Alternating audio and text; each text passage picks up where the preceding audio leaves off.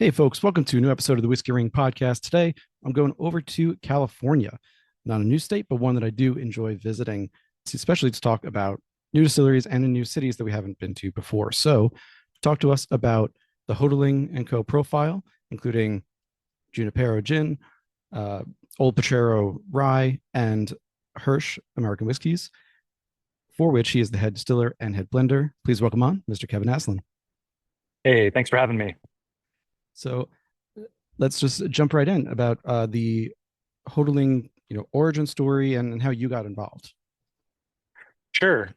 So we used to be one company with Anchor Brewing. Anchor Brewing Company was a brewery in San Francisco. It was kind of where craft beer really started, and it was all started by Fritz Maytag, and Fritz had done the whole brewery thing starting in 1965. And by the early 90s, he kind of was looking for the next thing like the next sort of artisanal uh, process that he could get his hands on, just because he was like a very curious guy about history, about production, about drinks.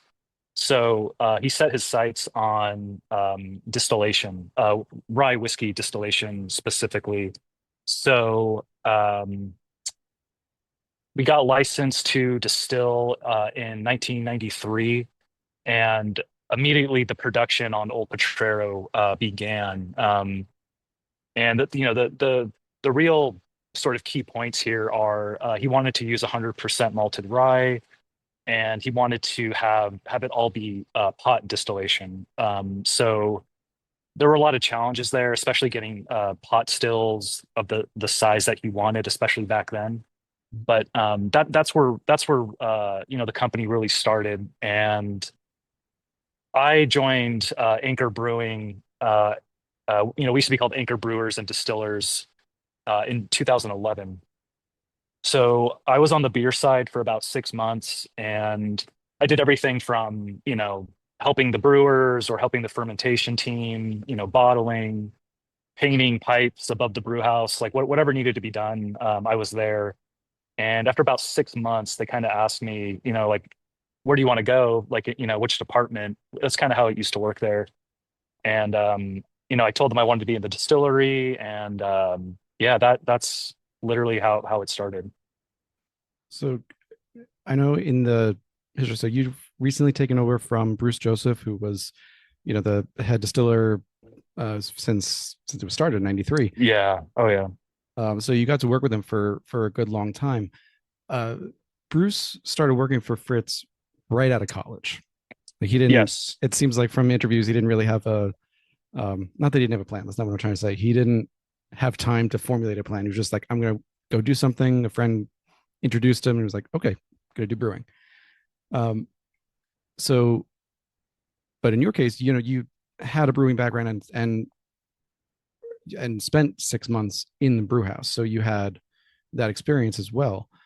Um, do you find looking at the company now, and I know this is post split, and we'll get into what that means, that on the distilling side, the team has generally come from like a brew house experience, or has it been more varied?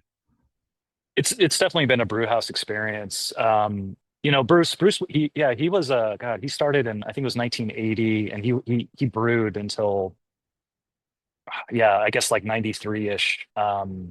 So Bruce, he's a master brewer, really, a master distiller. He has so much knowledge about flavor and malts and anything you could want to know about. So spending a lot of time with him was very beneficial. But yeah, honestly, the other distillers here, we all came from Anchor Brewing still. So there's really only two other distillers right now. But again, like we all kind of started at the same place, with Anchor Brewing. And even after we're in year 32 of what was Anchor Distilling is now Hotaling and Co. 32 years of craft distilling, which makes you guys un uh, undeniably, there we go, undeniably part of the original wave of craft distilleries. It's like Right. you guys, St. George, Clear Creek, um, Germain Robin, like those, real early adopters. About 2 years ago, Aleka Ross, who's still with the company, she was on celebrating the brand ambassador. She was, for lack of a better word, bragging about the fact that I think this is very much still a small team. She said at the time she could text Bruce, she could text you, she could text anyone at the company, get a fairly quick reply about almost any answer she needed without having to go through like multiple channels or PR or anything like that. Now, obviously, there are benefits and challenges to having a small team and having that thing, but over the course of Hotaling's history, there were physical reasons not to expand, and but also plenty of opportunities to do so, either with financial backing or elsewhere. In your experience, why do you think the company has stayed relatively small throughout this, even as it adds on things like Hirsch in 2020 officially and other brands? Yeah, that's a really great question. No one's ever really asked me that in that way. You know, uh, I came into Anchor Brewing right after Fritz had sold. So I think I have a pretty good uh what's the word? Shoot. I just think I have a pretty good perspective on kind of like where, the original Anchor Brewing came from, original meaning Fritz, Mhm. and then like where it headed and where we are now. And the reason I think it became or it stayed so small was because that's really how Fritz intended it to be from the beginning. And I'm not saying that's like a good thing or a benefit. Like I wish we were much longer because, as you said, we've been doing this for about 32 years now, and Old Potrero is still like a very small brand. I do a lot of traveling, like market work for Hirsch, and man, it's like maybe 1 out of 10 people know what Old Potrero is. So Fritz really just started doing distillation as sort of a hobby, and luckily, he did commercialize Old Potrero and then Junipero Gin in 1996, but he never really had like a plan to grow beyond just making high quality spirits. And I'll tell you, a lot of the original Old Potrero distillations and pretty much everything out there right now that's been bottled has been done in either a 250-liter pot still or a 700-liter pot still, which is super tiny, right? Mhm. And when you make a product on that scale, it's very hard to stay profitable and be competitive. And it's just, especially in San Francisco, right? Like Fritz kind of did everything the opposite of what was happening, like in Kentucky and Indiana, which I don't know. It's just it's a funny story, and one thing I've been kind of telling people about it because this keeps coming up. Why is Old Potrero so small? Um, it honestly probably shouldn't exist because again, like it's such like doing whiskey on the small scale that we do. There's just so many challenges, and if we hadn't started out that way, I don't know that we'd be able to start it up now doing it the same way. But luckily, we have like really good distribution. We have a lot of really um, good partners like all over the country, whether it's like barrel clubs or retail stores who are really into Old Potrero. So like we have a good footing, but I don't know how you would do this today. It's a fair question. I mean, you guys are smack dab in the middle of San Francisco. I don't. Is the current location right by the Transamerica Pyramid? Or was that the previous So one? that's our like our home office. So the distillery itself, we're located on Pier 50 in San Francisco. Okay. So we're like right south of the San Francisco Giants ballpark and a little bit north of the Golden State Warriors stadium. So we're like right on the water. It's a beautiful location. A lot of traffic over here. But yeah, we've been in this location since about 2020. Right. So, that's it's important. It's going to color some of the questions that we get into. As I alluded to earlier, there was uh, I called it a split. That's not really the right word for it, but Sure. Anchor was purchased by Sapporo, and as part of that, the distilling portion was uh, spun off, shall we say? And you said you had a couple of years to move the distilling Oh to yeah. another location. As of 2020, that time was up, and as such, you're on Pier 50. So the one of the reasons that I was asking about the size of the operation is because Bruce alluded to this in a couple of interviews where he said like the early days he wasn't afraid to be able to start distilling and figure out what was there and see if Junipero was going to work, as you said, in 96. And because Anchor was so successful that it was a blip on the radar, is a margin error. Right. But now it's on its own, you know? Right. Right. So, um, sorry, we have I'll cut this out. We have a almost 1 year old, Oh, and okay. No and I worries. I do not think she is enjoying Oh no. um something. If you need to check on her, no, feel free. No, my wife will get me if she needs. We're very very good about that. Just making sure. Okay. All right. I think we're good. No worries. No worries. So where was it? Okay. So I don't remember where I left off the question, but Yeah, so we're on our own now, right? yeah. We don't have the support of the brewery, and not just like in a financial sense, but like a production sense either. Mhm.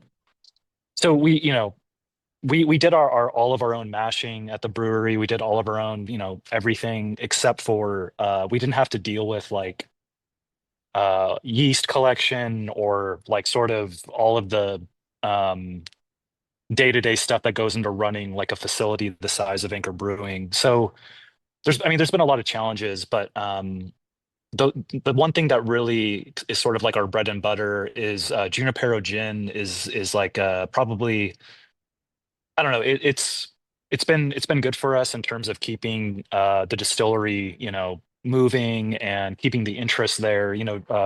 We're really sort of up to date with cocktail culture. Mhm. Hotaling, we have like we're also like an importer of a lot of different spirits, like Nika, Japanese whiskey, and then all of the Luxardo, spirits and cocktail modifiers. We actually import those. So we have like a lot of interesting sort of positions in the spirits world. Yeah. I mean, I was listening to Dan Lees do a podcast with Chris Swanger. It was like in Oh, either nice. late 2020 or early 2021, right in the Right, middle of COVID, but also in the middle of tariffs and both the steel and aluminum, right, and the Boeing Airbus trade wars. right.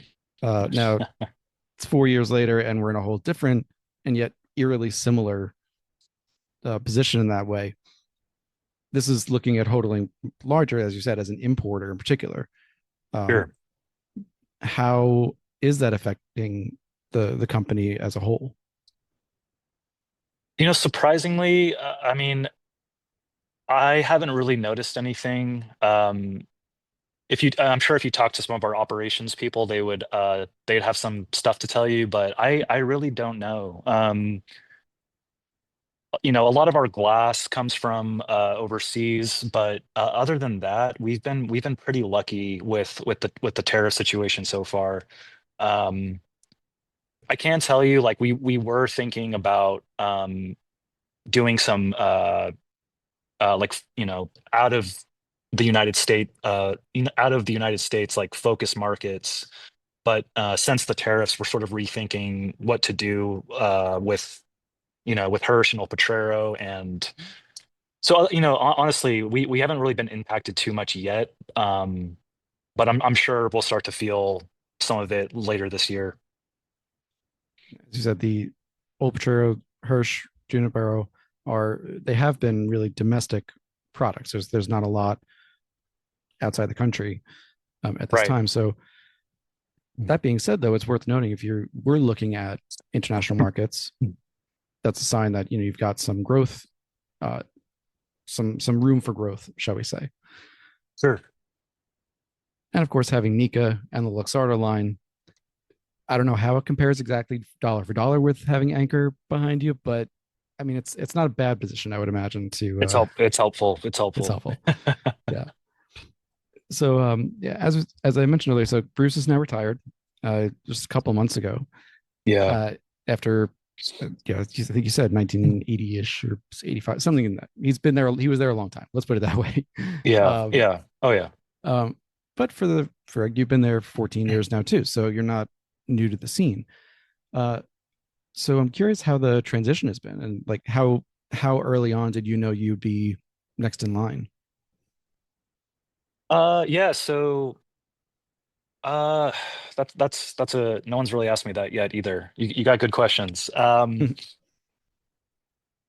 You know, it's funny coming from Anchor Brewing Company. One thing that I just that we used to part of the company culture there was we didn't really have any titles. Especially like when I started, like everyone's title was just brewer. Because like whether you were an actual brewer or you were on the bottling line, it was sort of just like a way to, everyone was like had the same focus, right? Like let's make the best beer possible. Let's have fun with it when we can. And that was sort of the mindset behind Anchor. And man, like I just never really thought about when, like when or if I would sort of step into Bruce's role. Um, there's always been like a lot of opportunity at I guess Hotaling and Co. for like self-development in terms of like if there was ever any classes I wanted to go to or if there was like a product I wanted to pursue making. It's always been like very entrepreneurial like that. So I knew that someday I would probably start taking over Old Potrero and Junipero. I didn't think it would happen um, for maybe another 3 years. Bruce's retirement, um, it was sort of just like, it just kind of happened. Like we had a transition period, but uh, I had been working so closely with him this whole time that there wasn't really anything to there wasn't I shouldn't say that there wasn't a lot that I needed to sort of take over from him because again like we had been working so close with Old Potrero and then I was sort of like focusing on Hirsch and we would just like bounce ideas off each other or we were both sort of controlling the barrel inventory together and long-term planning. So the one thing that was a challenge was sort of taking over all of the new products that Bruce has aging now or wanted to do. So that took more time in figuring out sort of like like a 1 to 5 year plan of like innovation around Old Potrero. And Bruce lives in San Francisco, and I still see him. You know, maybe once a month. He likes to come and hang out, or if we have like a new release we're doing, he'll come and like, it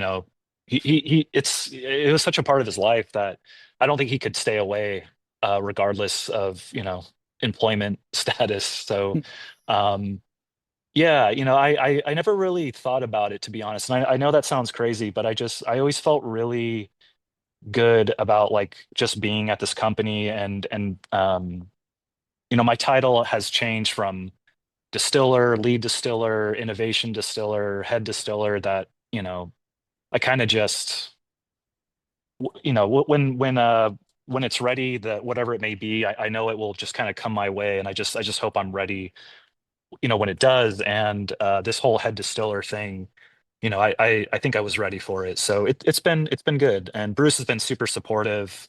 Like I know I could call him anytime and be like, hey, what's up with this barrel? Like, why did you only half fill it, or whatever it may be. So I feel like I'm in a good spot.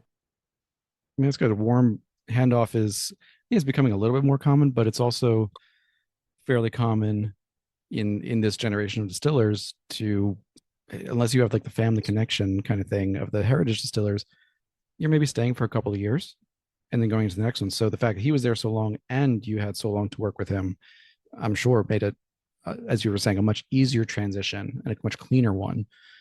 Plus the fact it was a warm send off too. Yeah. That it's good to be able to call and say, why'd you do this? Because sometimes you don't have that opportunity. Yeah, Uh, absolutely. in talking about his retirement with Mark at Whiskey Cast, Bruce was talking about kind of a perspective, a retrospective, and his perspective on the industry right now, and particularly around craft. I'm curious to hear your thoughts on this. He was saying that, in his opinion, the days of being drawn to a product or a distillery just because it's craft or it's small or it's new are over. Like it, you have to be more than that. Whether it's quality or age or a calling card, you can't just be new. You have to be about something. And so I'll throw that to you as that's his perspective in as he leaves the company. What's your perspective on that taking over? I would agree that it's much harder to stand out in spirits, especially, yeah, like craft spirits. I don't know. I kind of watched the whole wave happen where I feel like, people in the, like, God, this was, yeah, 14 years ago. People in their like 20s and 30s were all of a sudden realizing that they were into spirits, either making whiskey or gin or vodka, whatever it might be. And I think maybe the industry, and I mean the craft industry, got a little ahead of itself by releasing, products that maybe shouldn't have been out there. I'm talking like 2-year-old whiskey, for $90 for a 375. Like I remember seeing that a lot, especially, 10 years ago, and thinking like, just that's a hard proposition. Especially just knowing like what was out there, like in Kentucky and Indiana, like, you can get like a 10-year-old bourbon for like, $30. So it's a hard consumer proposition to reach for that, $150 bottle, even if it was made locally. Um, and it was a good time for me, the last like 14 years, like geeking out on craft spirits because, um, I would visit distilleries. I'd buy whatever I could because I was just interested in spirits. And I think that's where a lot of the energy came from, right? From the craft industry was people were just interested. But kind of like I was saying earlier, it's very hard to stay profitable as a small distillery. And what happens is, yeah, distilleries might close down or you get acquired. I don't know. There's just a lot. There's been a lot of quick changes in craft. And yeah, I would agree with Bruce that it's very hard to stand out, and especially over the last 5 years, with this like sort of American whiskey boom, like this bourbon boom, like people really understanding what bourbon is and how much is out there. I think craft will come back around for sure. But I just think it just got ahead of itself. I'm talking like 2013, 2014. Um, and a lot of those sort of like roots for craft spirits came from craft beer, right? Like craft beer, you could, have a small brewery. You could, you could have like a 10 to 12 barrel system, make amazing beer, sell it out of your tap room, kind of it was kind of maybe like not an, I don't want to say easier, but it was a different way of doing business. And I think people try to apply that model to spirits, and it just is very difficult to do that. So wherever craft is now and wherever it will be, I think it will have a better footing, but it's just it's tough, man. It's tough to do spirits, big or small. Um, but yeah, that I haven't thought about that in a long time, but yeah, it's a crazy industry. There's a lot of changes all the time. And I mean, I fully agree with you in that I think we're definitely seeing a market correction, both big and small. It will come back around to grow again, but I really do think, yeah, the days of the 90 $100 for 375 or of 2 or 3 year old whiskey, it's just not happening anymore. Yeah, And I get it. There was also there's I mean, some people were just being greedy. Let's put that out there. sure, But sure. now there are somewhat lower barriers to entry. There's more availability of different still makers, different barrel sources. Even if there's a shortage of barrels, there's potentially other places to go. 2011, 12, 13, 14, not as much. Really the end of the first wave, beginning of the second wave of craft distilling. So the scale of the industry hadn't really gotten there yet. So Yeah, in somewhere in my mind, I can feel like maybe you could justify that price just because of the costs involved, sure. but that doesn't necessarily translate to it's good, Right, you know. right, And for even if sure. and now people are really looking at, is it good?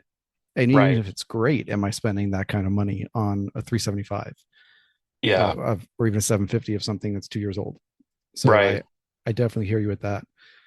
Um, Alongside that, with not just Anchor Distilling and Hotaling as a whole, but also your perspective from 2011 forward, um, because Hotaling is really old guard of craft distilling. Do you feel like the company still has like some street cred of being old guard, of have people come through to be trained with you guys and learn with you guys as the old guard? Yeah, I mean, for sure, especially with our gin too, surprisingly. It it it was like that a lot more before COVID. Um, we would have people come in and out all the time that like wanted to, distill for a day, whether they were like an industry friend or you know, like a somewhat famous like bartender or chef or someone at the distributor. I can't tell you how many people I met that would just come and go through that building when we were part of Anchor, and like specifically they wanted to like learn and understand distillation. That has definitely faded a bit. I think part of that is because of where we're located. San Francisco is obviously like a tech hub. Um, every a lot of the industries here, whether it's tech itself or tech adjacent or servicing that industry, it's just like it's different. But I do feel like whenever I go out to do market visits, people ask me a lot about Anchor Brewing and Anchor Distilling, and it's actually been amplified since Anchor Brewing shut down in 2023. Mhm. So Sapporo uh, sold the brewery to I forget his name. His name is he's the owner of Chobani. His first name is Hamdi. I Oh forget yeah, his last yeah, yeah. name, but and they still haven't reopened. They're taking their time. They're doing it right, but since Anchor Brewing is closed, there's been a huge amount of interest in Anchor Brewing, but also like Old Potrero and kind of like what we're doing. Like I think it kind of reminded people that we're still out here making spirits. Um, and I don't know, it's been interesting because before that, I don't know, like Anchor really like Anchor Brewing just kind of like I don't know. I think when Sapporo bought it, people they felt like some like I don't know betrayed or something. Mhm. So Anchor Brewing just kind of became something else. Uh, but again, like since they closed, I would say there's been like a renewed interest in like who Hotaling like who we are now. Sure. Now, being in San Francisco, uh, I'm ashamed to say I have never visited San Francisco. I've only been to San Diego and LA in California, so only southern. Very different climate. So San Francisco Yes. itself, Oh fog yeah. city, uh, cool. Doesn't usually get too hot there. uh, especially being where you guys are now on Pier 50, as you're saying, a very high traffic area, um, with great views.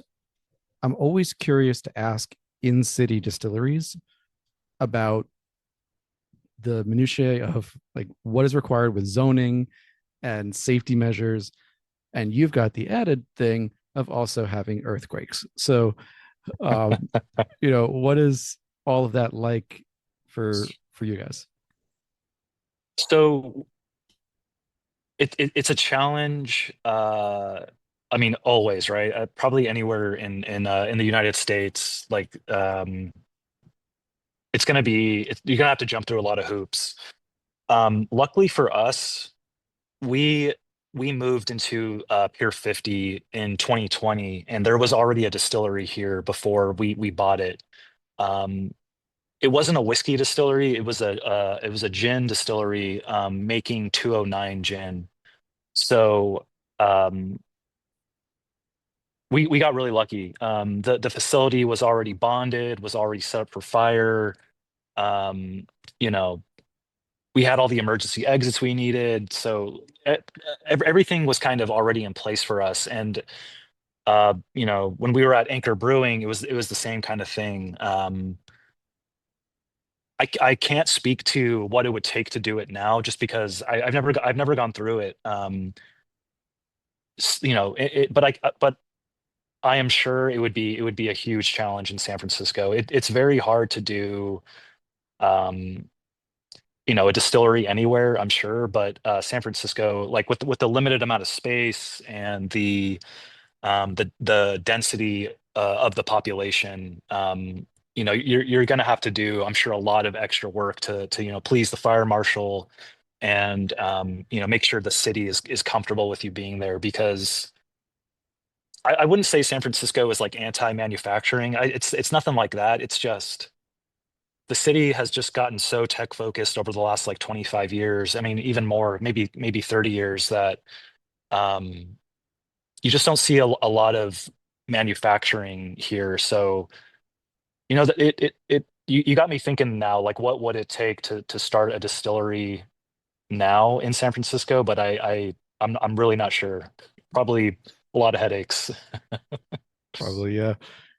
You touched on something too I wanted to mention, which I came up in at least one or two interviews that you've done, which was something that drew you to Anchor in the first place, which was that in this tech focused area, the city, the tech adjacent city, all of that, this was somewhere that was creating a physical, tangible product.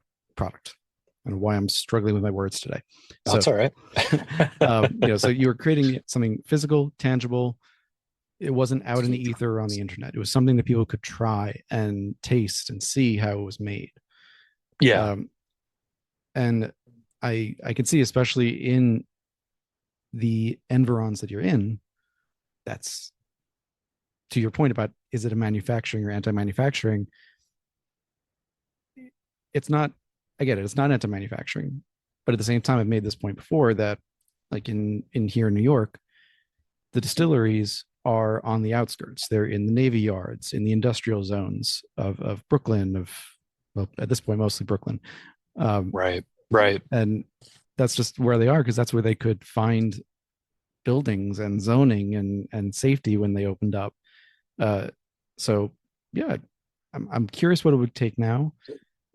I don't know what the newest distilleries in San Francisco are, but that could be an interesting question. Now, because of these space considerations that you've had, both in the previous location and in your location of Pier 50, you also have a site in Sonoma. Now, is the site in Sonoma co-located with also where your maturation is too? Is it the same site? Yes. Yeah. Yeah. And we don't own that facility. It's just where we store like 90% of our barrels. Gotcha. Uh, so that brings me to one of the questions getting into production, into the products themselves. So you're the location of Pier 50, you took over an existing distillery setup. Hmm. Now, in the uh, previous location with Anchor, you were doing at the end of the term, a 1,500 liter wash still from Forsyth, a Carl hybrid pot still that was hand altered by a coppersmith. Is something like the as soon as the hit like the mid neck, below that was a Carl still, and above that was new make or new make put copper. Yeah. Oh Um, yeah. so what does the new setup look like? And curious what happened to the old stills. Yeah. So sadly, let's see. We had five stills at Mariposa. We had two 250-liter stills. We had one 700-liter. We had that 1,400-liter, and then we had a 9-liter test still. So we were able to save, or not save, but keep the one of the 250-liter pot stills and also the 9-liter pilot still.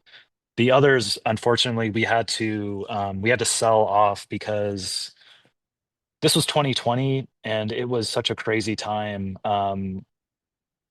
Basically, Bruce and I spent the last quarter of that year just brewing and distilling. We did more. Like I was actually looking at our inventory recently, and we did more barrel production in 2020 than we did like I don't know. We did definitely more than we did in 2019, 18, and 17. I was kind of blown away by that. So, we had to get out of there is my point. And if that was today, we could have probably figured something out, whether, keeping the stills in storage and having a plan, but everything was in flux, not just the COVID aspect, but we weren't sure if we were going to continue production. Like I'll be honest, like we just didn't know what was going to happen. And again, like luckily we had this facility to move into, and we slowly moved in what we could. But those other stills, it really breaks my heart that we had to sell those because I don't know, like I kind of grew up around those stills. Like I ate lunch by them so many times, and made a lot of spirits on them. And I know they're out there somewhere. I can't remember who bought them, but yeah, it's a bummer that they are no longer with us. It is unfortunate, but Yeah. we still have the products, and Yeah. as of now, I think, or at least as of maybe late last year, I know all the old Potrero that is coming out is still from what was made at Mariposa. Although you do have new old Potrero that has been made at Pier 50 and is now aging in Sonoma. Um, so let's jump into the product. So I got to try three, and thank you very much for sending these. For sent Oh, of courtesy course. of the Anytime. company. So I got to try the Junipero, not just quote unquote the regular Junipero, but I think the rosemary forward smoked Junipero gin. Also got to try Hirsch single malt and Yeah. the Old Potrero 100% malted rye, also pot still.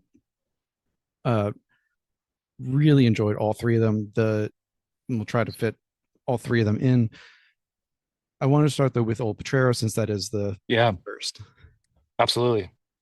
So this is a whiskey first, made in 93, first comes out in 96. Um, the old is not a marketing made up superlative. It's actually on the old side of Potrero Hill. So it has some background to it. Yeah. Uh, this was when it was first released. This was the first wholly pot still whiskey in the U.S. at that time since Prohibition. Yeah. Right. Correct. Yeah, which boggled my mind. For some reason, I had this feeling that the other brands that I mentioned earlier may have had a pot still because they were small and think, but it could be they were column or more likely hybrid. I would think at the Yeah. time.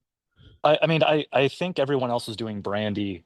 So like again, like Fritz doing gin and whiskey back then, like no one was even that wasn't on anyone's radar is my understanding. So yeah, like definitely like first pot distilled whiskey, which is just a it's a fun fact. Mhm. But our old our old brewmaster at Anchor Brewing, Mark Carpenter, he used to say like, yeah, it's being first is one thing, but like, the Wright brothers made the first plane, and where are they now? So I don't know. It's just kind of just a funny anecdote, but yeah, like I think brandy was sort of like the dominant craft spirit at the time, simply because it was close to wine country, and I think a lot of the guys at St. George and Germain were maybe somewhat winemakers.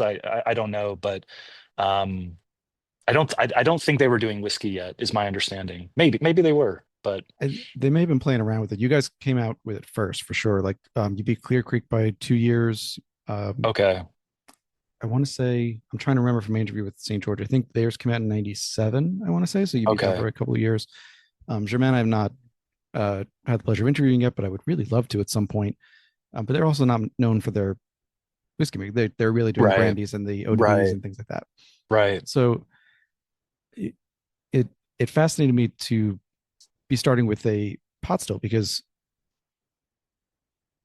thinking in the early '90s, because if you start distilling in '93, that means you're thinking about it a couple of years beforehand, get all the equipment. You said earlier you got to at that time finding pot stills, finding the right barrels, all this stuff was challenging. So if you're looking around in the early '90s, you're looking at just column stills. It's mostly in Kentucky and Tennessee and Indiana, and you're not seeing a lot of pot stills anywhere unless you're looking maybe at a brandy still, and even that's going to be a little different than a traditional pot still. Sure. Um, do you know why Fritz and maybe Bruce also made the decision that a pot still was going to be the right one, like even above a hybrid or let alone a column?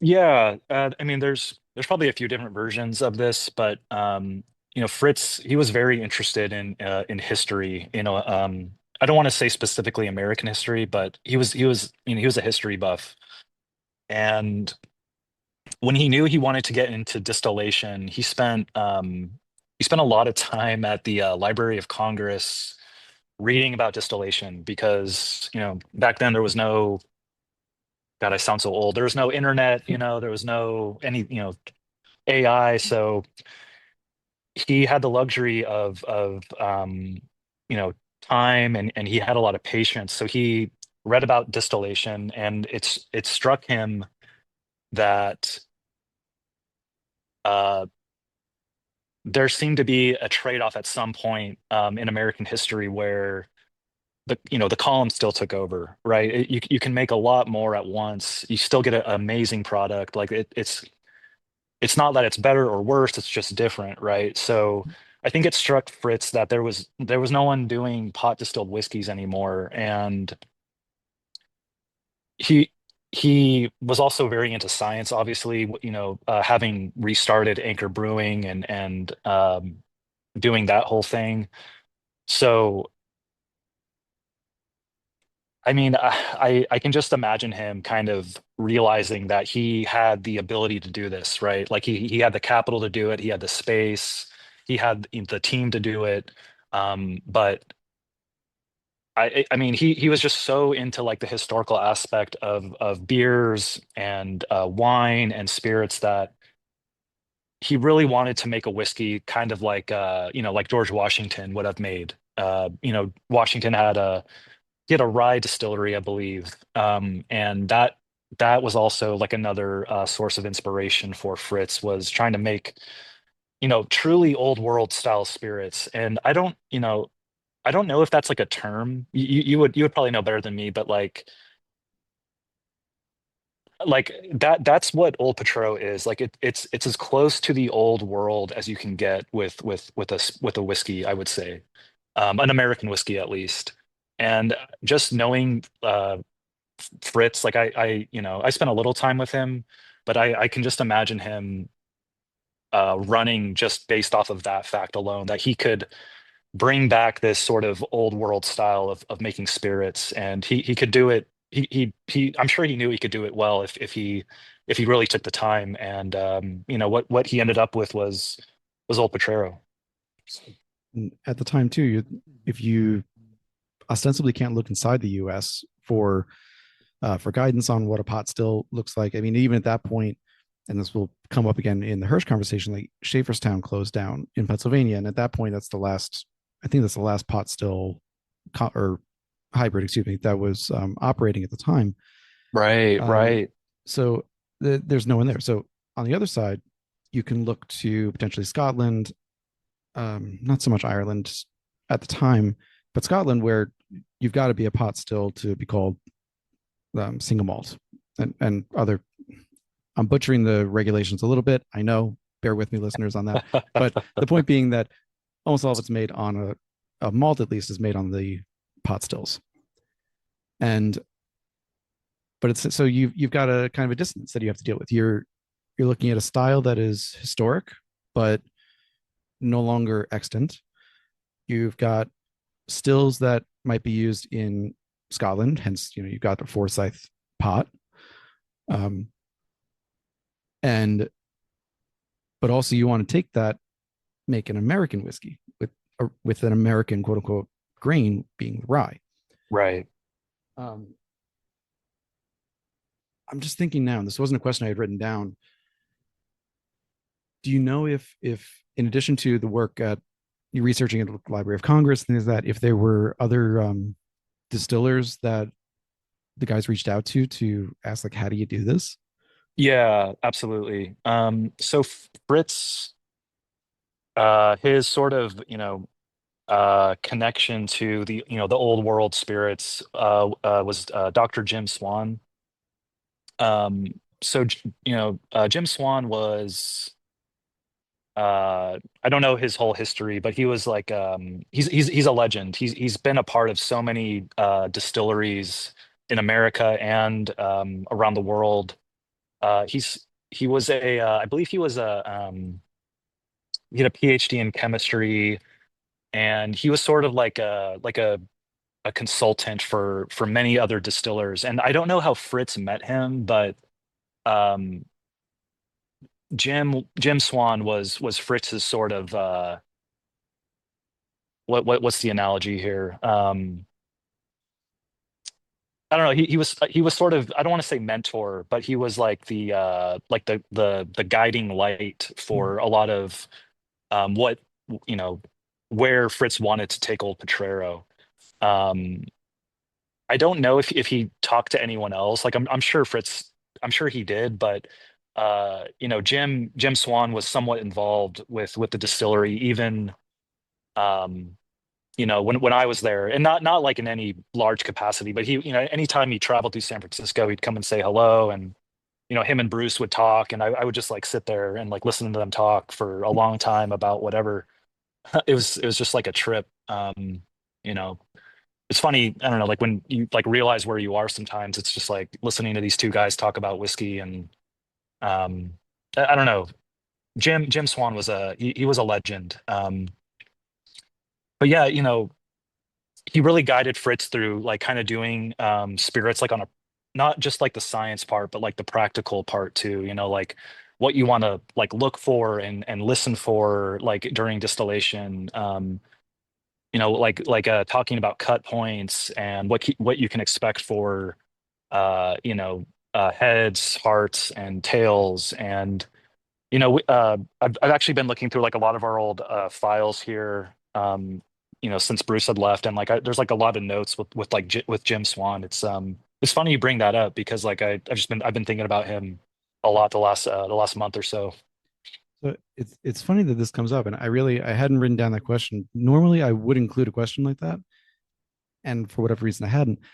So it's really serendipitous because uh, so Jim Swan, I've had God, it's got to be more than half a dozen of distilleries that he was involved in at some point or another on the podcast. And at first, it was just kind of accidental, and then it became clearer and clearer that he had this special role in Oh yeah. world whiskey, and he is without a doubt one of those like three guys that I would love to sit down with for a conversation in whiskey. And he's gone almost a decade now since he's passed.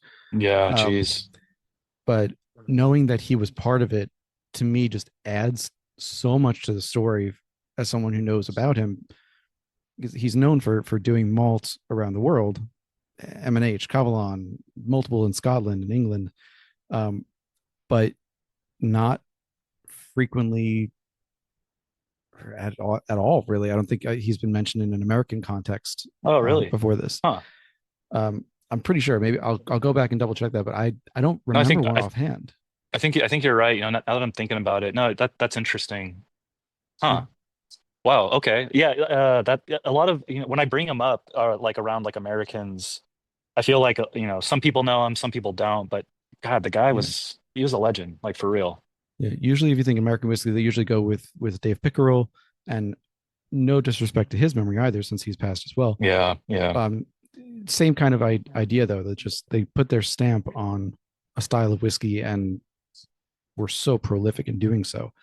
Um, it also brings up other questions, and we're going to run out of time before we can get to all these, so I'm going to have to skip some of them. But it brings up It's okay. questions to me of like, Jim Swan had this big idea of he wanted all the whiskeys to have a sense of place before we knew the term sense of place.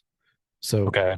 wanted Wow. Kavalan to have something about Taiwan, M&H to have a character from Israel, and whether it was in Tel Aviv or the Dead Sea or wherever. And the same with the scotches that he was involved in. And I'm thinking about it. I'm like, these are all malt whiskeys, like barley malt. Now, Old Potrero, rye malt. That's a question that, uh, I mean, Jim would obviously have to answer, Fritz maybe too, but I don't even know if Bruce would know this answer too. But to know if at all, um, how much input Jim had on going with the malted rye, the 100% malted rye, versus a kind of a combo or a mixing of the mash bills. Um, but so with that, I have to put that one to the side just because that's a question to come back to. Sure. But it Sure. really does for me. It adds so much to the product. And now I'm going to retaste it with that in mind. Also, I don't think you guys use STR casks. It's not really common in America. Um, No. No. Not yet. so not yet.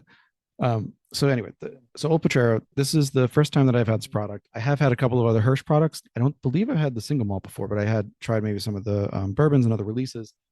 So the Old Potrero that I had was a single barrel, as we said, straight rye whiskey, pot distilled, 100% malted rye, aged 9 years, 4 months, 135.6 proof, 67.8% ABV. Now, um, and we'll note the barrel as 24-month air dried, fine grain New American oak. I have realized recently that um, I really love malted American whiskeys, whether it's malted rye in a component like they're doing at Milam and Green, or malted bourbons, like adding malt to bourbons to like Boulder Spirits or elsewhere at Chattanooga. It just adds so much flavor and something clearly and identifiably different to the Sure. categories. Right. And so Absolutely. I just loved it. And in the order of tasting, I did taste this last just because it was the highest proof by far, I should say. Oh, Um, okay. but uh, having said that, I mean, I went into it really not knowing what to expect. So it was really blind other than just knowing the name. And I was struck by a couple things that I wanted to pull from the tasting notes, which were the it drank closer to like a 110, 115. It was not hot. And I'm saying that even after having had a couple of other pours, so my palate was a little more uh, acclimated. Sure. This did Sure. not drink hot at all. It drank rich without being syrupy. So much flavor in there. I know I'm forgetting one of my notes. So I'm just gonna pull it out. Like there's no proof on the nose, which boggled my mind. Got plenty of like a little bit of barnyard funk, which I always get with a malted rye. Sure. Um, Sure. like a sweet funk, not a dirty funk. German pretzel crusts, sweet, uh, canned or dried stone fruits, a little bit of papaya, malt syrup on pancakes. Uh, these are the heat starts creeping in, but it's not a lot. It's more about the fruitiness coming through that you were talking about earlier. This fruit that comes from malting the spirit, and it came across like fruity, like people like to call cigar blend bourbons or whiskeys, where it's Okay. finished in an Armagnac and a cognac, and so it does get those fruit characteristics, but it's not from the grain; it's from the casks.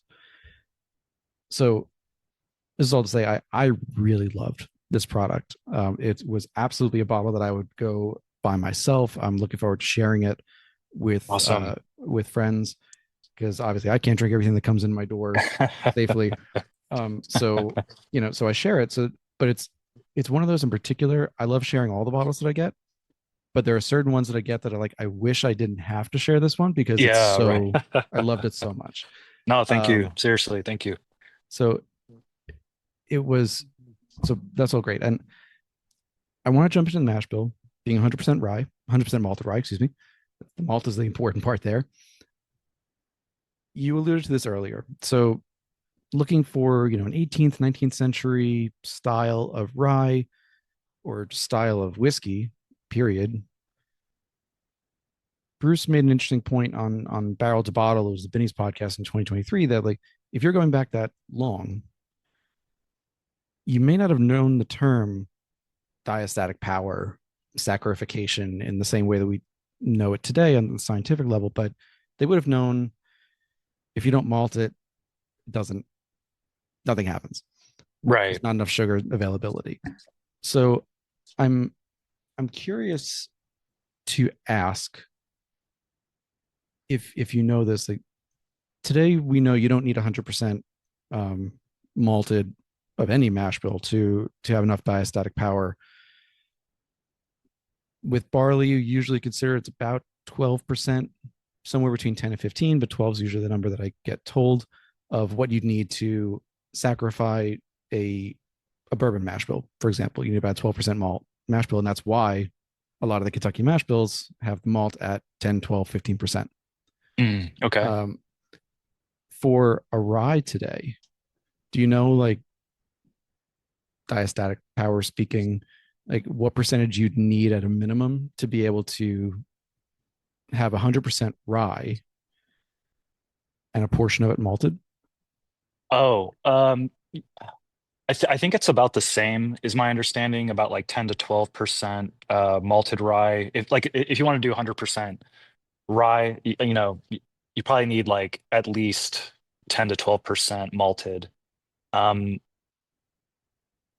I don't, unmalted rye doesn't have a lot of, I mean, I don't think it has much diastatic power in general. So yeah, like it's got to come from somewhere. But that's a really good question. I mean, it might be as low as five, honestly. I've never really played with anything with Old Potrero at least. I guess that's not true.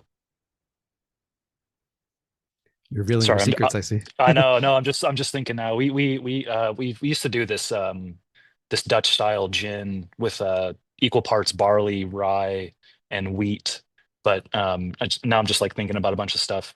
But yeah, I think it's about the same that you would probably need. I mean, another big part of it too, though, is your setup, right? Like however you're going to be essentially brewing this mash really matters. And the way we used to do it when we were part of Anchor Brewing, we did it on such a small scale that we were able to do 100% malted rye, right, which was easy to convert. Um, uh, we couldn't lauter it, so we did fermentation on grain. We did the first the low wines distillation on grain. But yeah, I'm trying to think now, but I mean, I'm wondering if you could get away with 5%. I really don't know off the top of my head, but I feel like you could probably get away with 5% if you had like the right setup. Um, hmm. I really don't know. That's a good question though. I like It's when I like make people say that. yeah, no, for sure. Yeah, you got me thinking now. Because like unmalted rye, it's not something I'm very familiar with just because, we've always done malted. But I was gonna say we don't Uh, use it. yeah, we don't use it, but it's always like intrigued me, like what it would take to do like as much unmalted rye as you could, right, get away with. Like kind of what you just asked, like it has been on my mind for a long time, but like the opportunity hasn't come up, and with our setup right now, I don't think we could do it, but there's got to be a way to there's got to be a way to do it. I guess well, or like on a production level, like at scale. Mhm. But I really don't know. Now, with 100% malted rye, from what I hear, you still have foaming problems. Oh yeah. Oh, Um, so, oh is yeah. it does the malting mitigate the foaming at all, or is that beta glucan just unaffected by it? No, it's not as bad as wheat, but it's super foamy. There's a lot of protein in rye, which is contributes to a lot of that foam. Um, so yeah, it's a problem. You know, stickiness is a problem. Rye wants to gelatinize after you've converted it. Mhm. So like moving it from mash tun to a fermenter can take forever. Cooling it down can take hours if you don't have like the right setup. Um, so yeah, there's a lot of issues that can arise with rye, which is I think that's why people moved away from it. It's a pain. Okay, definitely. Um, so, jumping off something else you said, which was that you didn't lauter. It's on grain fermentation, on grain low wine.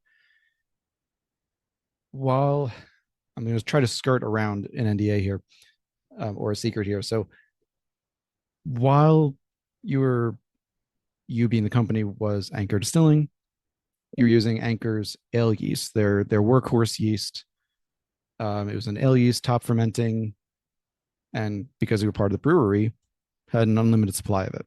So you didn't, even though you couldn't collect the yeast since you were lautering, not lautering rather, you didn't have to. Now, Bruce said that at the new facility, you're still using an ale type yeast and a brewer's yeast, but you can't confirm or deny that it's the same one because there's, Right. you know, trade secret there. So I'll leave that as it is, because I don't want to get you in trouble. That's not my purpose. Sure, sure. Um, but Bruce was saying in terms of the yeast itself, it's a brewer's yeast, so it can get you up to about 9%. Someone asked like how much could it get you in terms of yield of alcohol in the wash. Um, it could get you to 9%, but it also quote wants to give up. It's really like struggling. Um, is there anything that you do in the distilling, well, not in the distilling, sorry, in the fermentation process to maximize that yield before it decides to give up? Um, yeah, for sure. I mean, one thing, we never added any enzymes to our mash with Old Potrero. Um, and the reason I'm saying that is because we tried to, be as hands off as we could doing the mashing. Um, like for a long time, like we didn't even have like temperature control on our fermenters. We would just like let it do whatever it was going to do after we pitched yeast. Um, but to try to control like the maximum efficiency from the rye, uh, given the setup we had, and the location, it was sort of you how do I say this? We would have spent so much time and energy trying to make up that difference. And while, it probably would have been worth it if we were like, 10 times the size, but given our small scale, we weren't really worried about those types of efficiencies, especially back then. Um, because again, like we really wanted we didn't call it like a sour mash. And I think Bruce would agree with me that the mashed roll Patro, it would get a little sour, right? They all kind of do. Like it's a fermentation, but we really just wanted it to. be as hands off as we could. We eventually did. We added this like glycol system to help control the temperature, and sort of through doing that, we were able to extend the fermentation time a little bit. Um, Something about the ale yeast and the rye, the mashes would get really hot during fermentation, like a lot warmer than you would want, and it sort of became like a pattern with our mashes. So that's like when we made the decision to, add cooling to our fermenters. And I know that doesn't sound like a big deal. It's like, yeah, you should probably have done that from the beginning, but doing like anything like that, especially, 10 years ago, 9 years ago, that was like a big step for us to even introduce something like that. So again, we tried to be like as hands off as possible and just kind of let the mash do what it's going to do, and then make up for it by simply just adding like another shift, or eventually we had a third shift where we had distillers come in at 6 p.m. and work until about 2 a.m. But nothing I can really share in terms of like trying to retain, um, as much, or how do I say it, like nothing really to maximize the fermentations. Probably not as much as we should have been, but I mean, I get it with the rye in particular. You've got, as we're talking about the proteins, it's just the yeast is creating the heat, carbon dioxide, and alcohol. The alcohol stay in the liquid, but the heat and the carbon dioxide are coming out, and that net of proteins is just coalescing on the top, and that's where the foaming is just blowing up like a balloon on top of it. So no, totally understood. Uh, just for the sake of time, I know there are more questions I have on Old Potrero, but I want to get some time for Hirsch as well. I mean, sure. we've got about 20 minutes left. I've still got a page and a half of questions, so I'm gonna move through as fast as I can. Um, so moving to the second product, Hirsch. So I got to try the single malt, which was 100% malted barley, aged bottle up. It was This one was 6 years 9 months. Right, right. Um, so this has been addressed on other podcasts. So I don't want to spend a ton of time on it, but yes, Hirsch is the same name as the A.H. Hirsch from Schaeferstown. You, Bruce, and others have said a variety of the same thing, a variant of the same thing, that you're not trying to recreate that 16-year-old bourbon, but you do want to be measured in terms of quality associated with the name and well-made whiskey. Um, so there's so many things to kind of delve into from there. So I'll limit to just a few, which starting with, in my mind, there are two segments of the whiskey drinking population that you've got to deal with when it comes to the name. You've got the kind of casual consumer who may never have heard of Hirsch in the first place, doesn't know this old brand, doesn't know what Schaeferstown or any of that. Um, Never knew about the rank as quote the best bourbon you'll never taste, according to Chuck Cowdery. Um, so there's that where you kind of got a fresh slate. And then you've got the nerdier 1% of us who know exactly what that is, and they see the Hirsch name, they're like, oh my god, this is gonna be thousands of dollars. It's gonna be this bourbon from the 60s, 70s, 80s. So they're maybe expecting something, like they're expecting something that comes associated with that name. Do you, in your marketing, you said earlier you do a lot of traveling and marketing for Hirsch, especially since it's relaunched in 2020, knowing that these two polar ends may exist in the same room when you're introducing a product, how do you approach these two segments simultaneously? So, Hirsch, the kind of way, I mean, I look at it is it's always been like an NDP essentially. That original 16 year, had no plan. It had no, you know, uh, Adolf Hirsch just wanted to basically give the Schaeferstown distillery capital, right, to operate. They gave him barrels, and then eventually the label was created. So just like knowing that Hirsch has always been like this sort of source product, I feel like that's like the middle ground, right? Like um, we are basically trying to do that, whether the majority of Hirsch is contract distillate. Either we're working with Bardstown Bourbon Company to write the mash bills and make the whiskey from the ground up, or we'll buy barrels from MGP, or like with the departure, the single malt that you have, like that we made that ourselves in San Francisco. So I feel like the guiding light is the AH Hirsch 16 year in terms of quality, but in terms of process, there's like never been like a Hirsch distillery, right? So we're really just trying to kind of continue that legacy that started the label, by just trying to bring uh, you know high quality spirits or spirits that we're interested in to the market. And like you said, we've only really been doing this since 2020, so it's been interesting to see like the reaction and the expectations.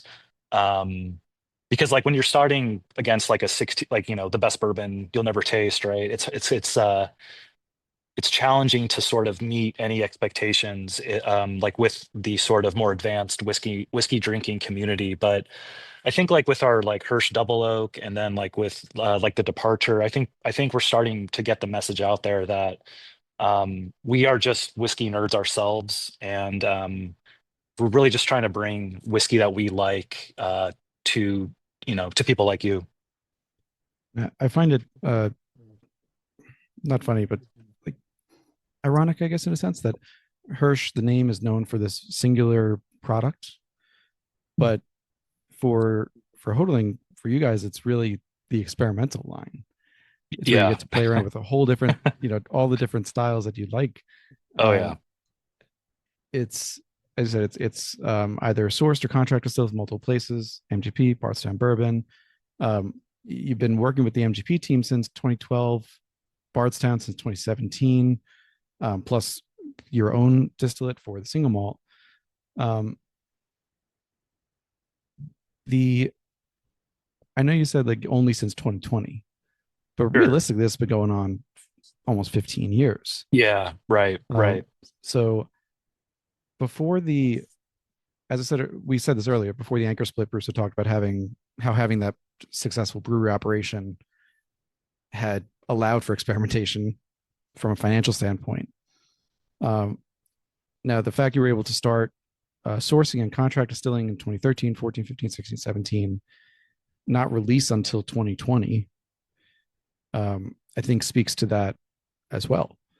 Um, so I don't want to re-ask the question of, now that Holding's all on its own, because we answered that earlier, but I do want to talk about before the departure, which was, as you said, the in-house distilled single malt. I think all the product that had come out before then was from Indiana. Um, Yeah, Indiana and Bardstown. and Bardstown. Okay. Um, was the Do you feel like the Kentucky distillate was taking longer to age to where you wanted it? Oh man, yeah, actually, yes, for sure. Um, well, so for single barrels, no. Like we did the first single barrel release we did for Hirsch was 2021. And I think it said 6 year on the front, but it was actually a 7 year. So like for like single barrels, there were so many unique profiles that we felt comfortable releasing it, but for like a blend, it kind of changed things. Like for Horizon, all Indiana uh liquid, but Bruce and I literally tasted every barrel that went into each batch because we kind of treated it like we did Old Potrero. Like we just wanted to know what was going in and sort of like work with that mindset. So the Kentucky and Indiana distillate, they were both very different, but it was sort of like, how do we like what's like the right format for it, I guess. And that's not like a sexy answer, but that's kind of just how it like shook out. With the Let's see. So I always like to ask this question, being that you needed to source and then contract distill, how did the relationships come about with MGP and Bardstown? So. MGP, one of our someone on our ownership team, someone within our ownership knows um, you know, pretty much anyone you could probably want to know in spirits. And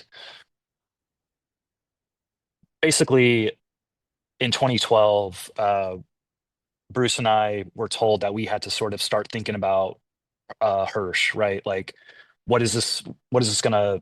What is the liquid gonna look like, right? So MGP was like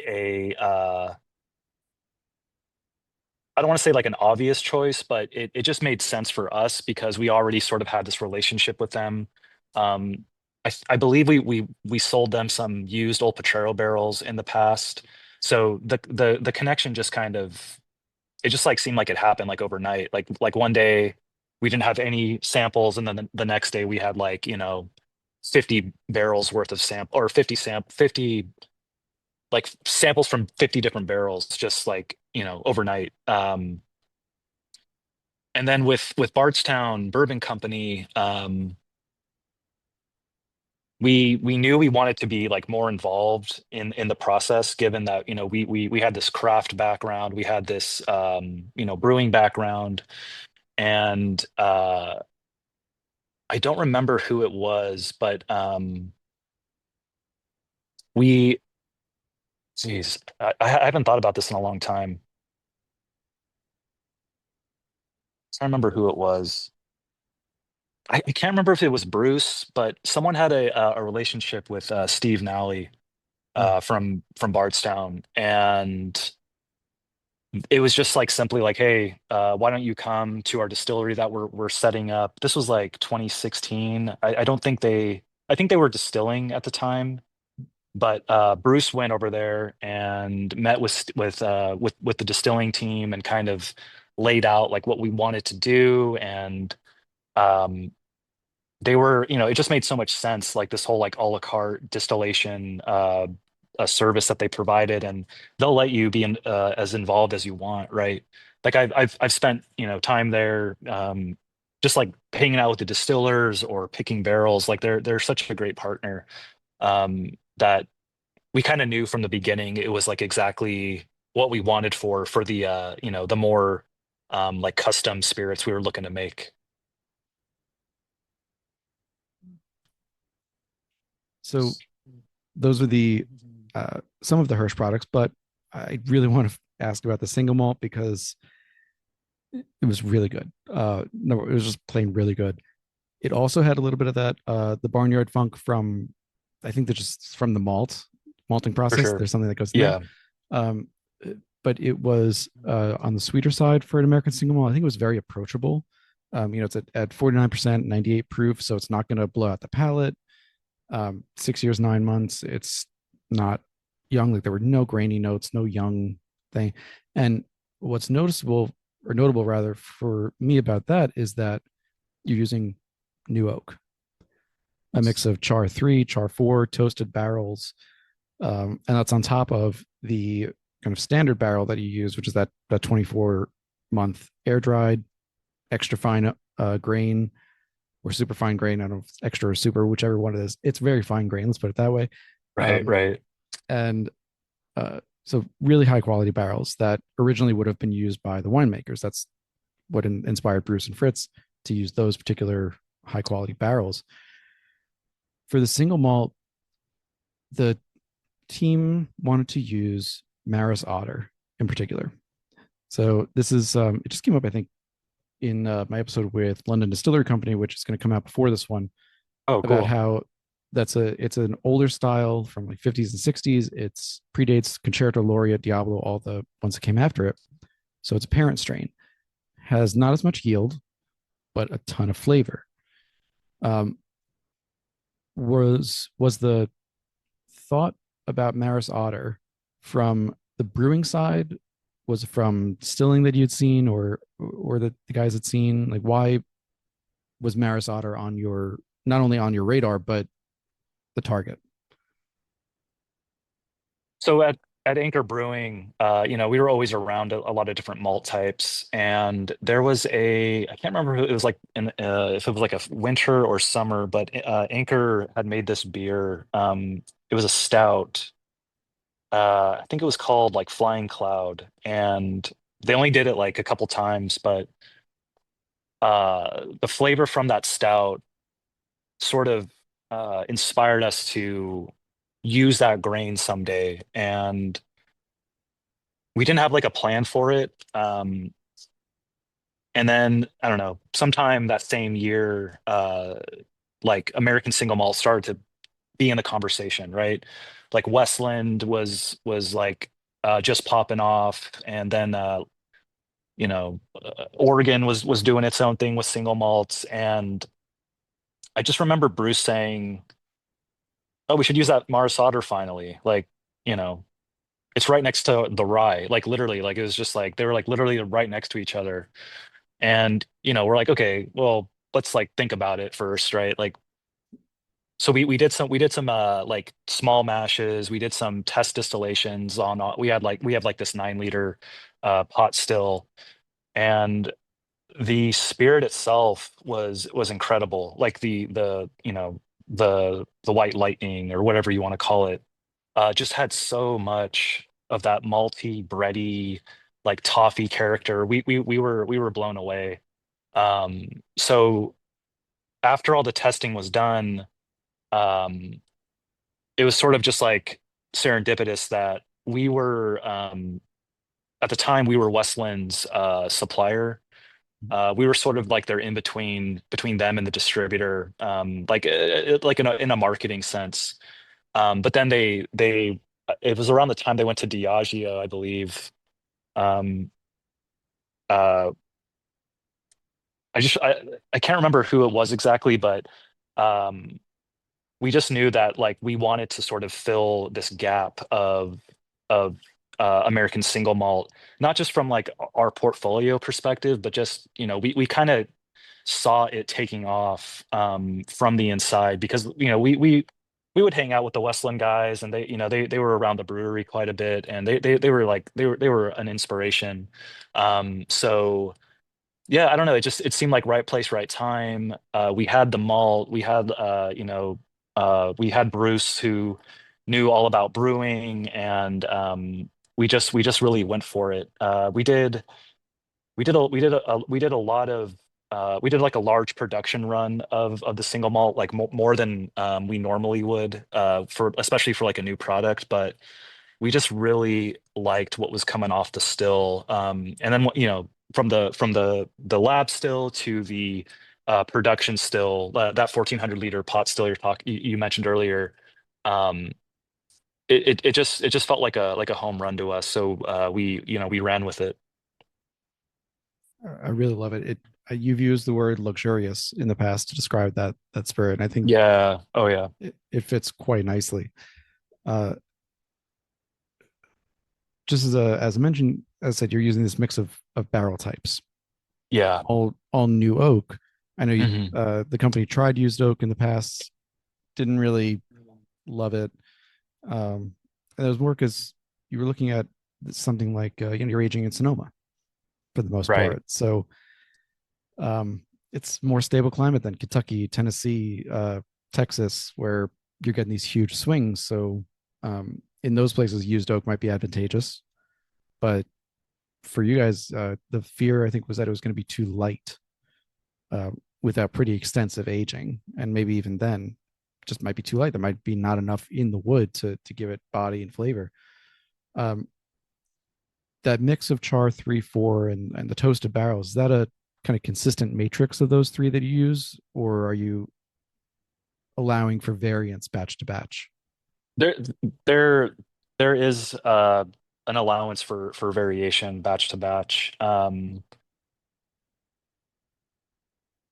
It's I can tell you that it's probably always going to be new oak for us for the single malt, and that will stay consistent, but I don't know about the toasted char blend. I don't know if that's something that we will keep doing, but um I was actually at our barrel warehouse today in Sonoma, and I was tasting through some barrels for the next departure release, and everything I tasted today was it was all char number four. It was just like the char number four lot.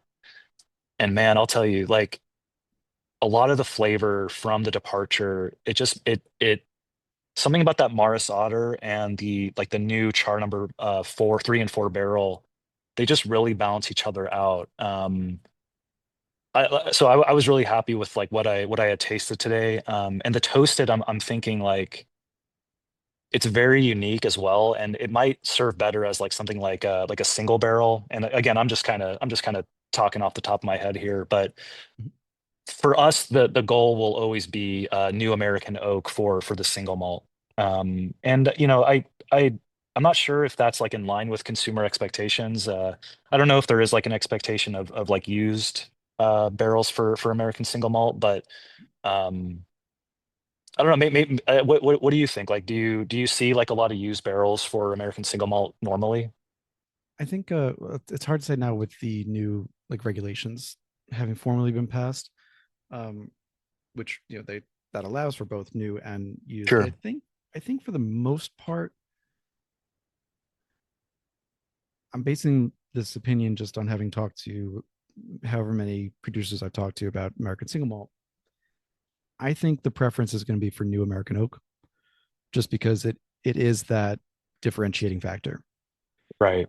You're going to get so much more wood character from a new, even if it's virgin oak compared to first fill, it's still going to get so much more.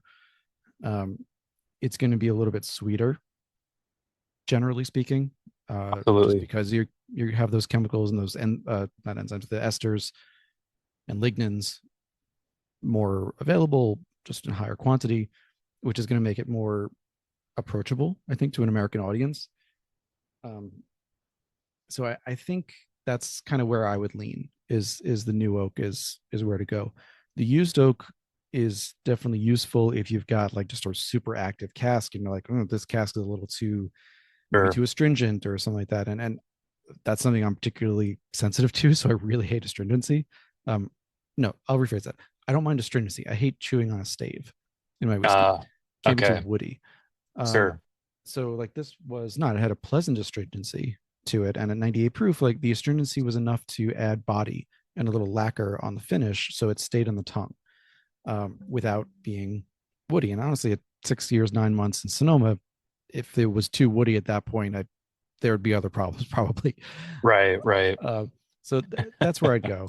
And especially since you guys have made a point, this is like going back to your whole history, but also mentioned this was one of Bruce's first podcasts. Was the Spirit Guide Society San Diego, L.A. I forget where Pablo was, Pedro rather was recording those, Mm, but it was at 7 Grand, and they have a bunch of locations now. So I'm not sure if it was like Denver or L.A. or San Diego, but anyway, sure. um, this was back in 2018 that you use small casks in the beginning, didn't really like them. You tried used casks, didn't really like them.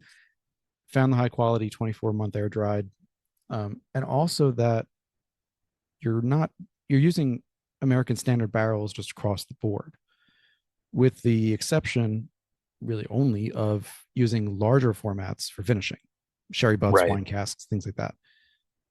So there was a point. Where was I going with that? The point being, I think, yeah, for American single malt and from what I've tasted from you guys, I think the new American oak works as long as it is not overaged in there as Sure. well. Because Right. I've had a couple of American single malts at like 3 years that are great. Oh, Um, sure. I'm you sure. know, I've had one or two at 10, 12, 14 that's too long. Too 12 to 14 is much. too long. Sure. Sure. So I think as long as it's kept in mind where that line is, the new American oak is the way to go, because you're at the end of the day, you can always reduce flavor and cut things, whether by water Right. or by used oak or fatting it even, but you can't add it back in. No. Um, No. so I think better to start strong and pull back than have to try to find something to fulfill the whiskey. Right. No, that's interesting. Yeah, because I don't know. I remember I told someone about the departure being all new oak, and they were very heated about that. Like you got to use new or you got to use used, and I was like, I don't know. So it just got me thinking about like consumer expectations around single malt because it's I don't know like American single malt like it's exciting. It's like I feel like this is obvious, but like the American part in front of it, like that's like the ability to innovate and just try something Yep. as bold as using new oak for something as delicate as a single malt. And ultimately, too, it comes down to this question of how many people are going to care. I know it was a huge issue with getting the regulations and with the American Single Malt Commission of are we going to allow this or not? And Right, honest to God, like 90%, 95, 99% of the whiskey drinkers are they care about whether it tastes good. right. And maybe a few of them, like us, will go in and be like, oh, okay, maybe I want to taste this versus is this new American oak? Is that used? Where is it used from? Like we're talking a handful of people in the grand scheme of things who are really going to look at that kind of thing. So again, I go like, what's going to give you the most flavor? Yeah, that's a good way So to put it. And I yeah, feel like it's a very American mindset. Like, you know what I mean? Like I like that about American spirits is like just going for it. Like the big flavor and the I don't know, I think you hit it on the head. and and again, this last thing is I want to touch on the gin, and then I'm having a closing question, which is like we sometimes get lost as consumers and producers and media and whatever. We get lost and we start thinking of ourselves as the everyday drinker, you know, and that's just not the case. Like the everyday drinker is not thinking about the minutiae of the yeast and things that we've talked about today.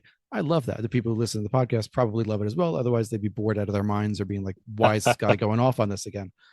Um, but so that's really where you got to look. You know, if you want to have a couple special releases for the nerds like us, a single barrel here or there, trying a used cask versus something else, great.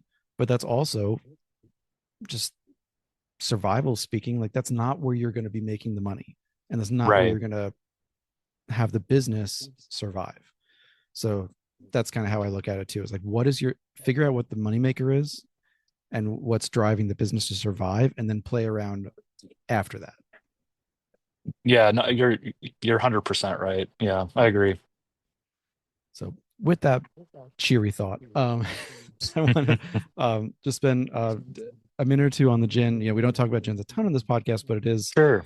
noteworthy when we do. So the Junipero gin, you said earlier, this was one that was not an original creation of Anchor and Hotaling. It was one that was bought and adapted into the ecosystem. Um, Junipero? Junipero. What did I say? Yeah, no, sorry. No, we What is it? it's that's a Fritz What is it for? original. Yeah, yeah. So after it's funny, we kind of did it the opposite. Like we did the whiskey first and then gin. So Junipero was that was Bruce, Joseph, and Fritz Maytag as well. Okay, They spent about 2 years developing it, released in '96. Um, but yeah, that's been like an Anchor original. that's weird. I must have. I don't know. I've been getting notes wrong sometimes. It It's happens. all right. It's all right. Uh, so the one that I tried was, as I said, the smoked rosemary gin. So this is Yes. very different. You guys had to modify the still, get a specific line arm made. Um, there are very, very few smoked gins on the market. I know it's been said there are no other smoked gins on the market. I don't know enough to make that assessment. I'm not as familiar with the gin market. There was another smoked gin available from Justin Whaley when he was at Spirits of French Lick, but that was unfortunately very brief. Okay. Psyche gin, that was it was also really really good. I love a smoked gin or a barrel aged gin. Um, I want to just take a minute because the rosemary is a really strong oily flavor, as you said. So I just want you to talk about the use of the Lapsang Souchong tea and how you Sure. use the rosemary in there. Sure. Yeah. So, I mentioned it earlier, but like one of my previous titles was like innovation distiller. And during like the end of 2020 and a lot of 2021, um, I was given sort of like free reign to experiment with like whatever botanicals or whatever sort of like flavor profiles um, I wanted, and this is with gin specifically. Like we have a 3 liter lab stills here as well, so we can do like specific botanical distillations and get a really good idea of flavor. So the lapsang tea was something that we had been playing with for a long time, and it was actually I probably shouldn't say this, but it was actually something we were thinking about for whiskey, but it just like was too weird. Hmm. But then when when marketing came to us and said, "Hey, like let's do a line extension of Junipero. Like, do you have anything interesting?" Um, I remember showing them the smoked rosemary, and they loved it. We brought it to our all company meeting, and yeah, everyone just kind of was like really excited. So the lapsang, the way that comes in is what I tell people when you make gin. There's 3 things that you put inside the still, just to keep it simple, right? You put grain neutral spirit in there if you're trying to do like a dry style.